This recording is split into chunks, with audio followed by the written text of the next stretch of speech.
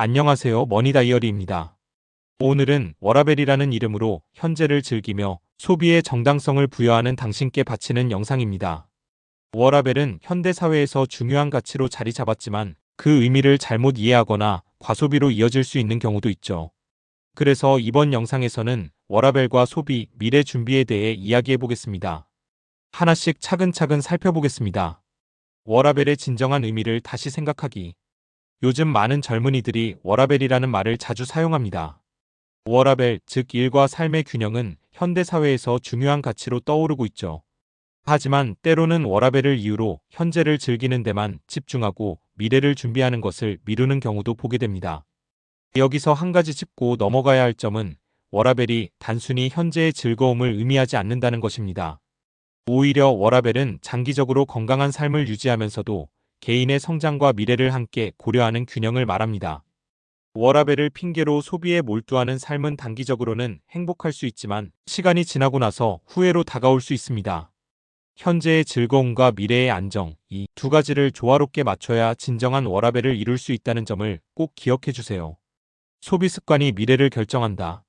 많은 젊은이들이 내일은 내일에 내가 알아서 할 거야 라는 생각으로 소비를 즐기곤 합니다.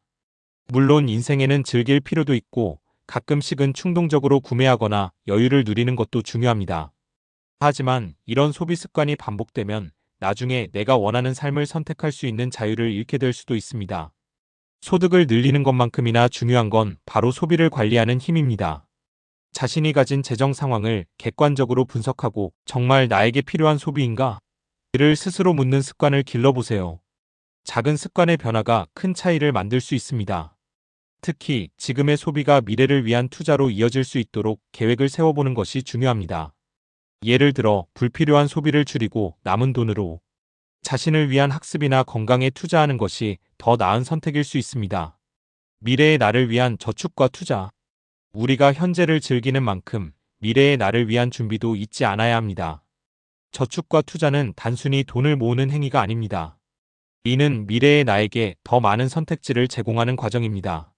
저축은 너무 답답해라고 생각하시는 분들도 많으실 텐데요. 하지만 저축은 나 자신에게 보내는 사랑의 편지라고 생각해보세요. 작은 금액이라도 꾸준히 저축하고 투자하면 시간이 지날수록 큰 결과로 돌아오게 됩니다. 특히 젊을 때 시작하는 저축과 투자는 복리 효과로 인해 더 큰 가치를 만들어냅니다. 예를 들어 한 달에 10,000원씩만 투자해도 10년, 20년 후에는 예상치 못한 큰 자산으로 성장할 수 있습니다. 지금의 나의 선택이 얼마나 큰 차이를 만들 수 있는지 꼭 기억해 주세요. 소득을 늘리는 방법을 고민하기.